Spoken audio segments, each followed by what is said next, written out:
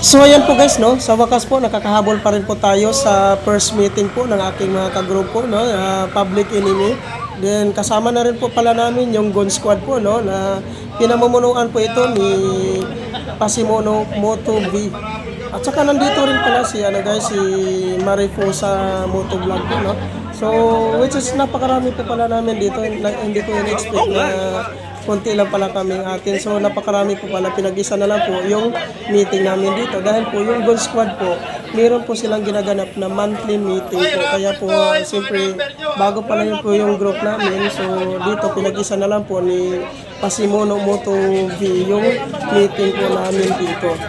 Dito po ito ginanap guys sa ano guys, community stage, Barangay Olympia, Makati City. So kahit pa paano guys, nagkakaroon po dito ng sharing of ideas.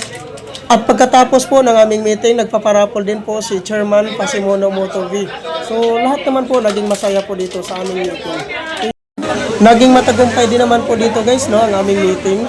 At shout out na lang din po pala sa aming president na si Philip Neri II po, no. At lalong-lalo na po sa aming chairman po dito, no, na si Pasimono Moto V. So yun nga po, namimigay po siya dito ng parapol si Pasimono Moto V, no. So yun nga guys, matagumpay naman po dito ang aming pinag-meetingan. At saka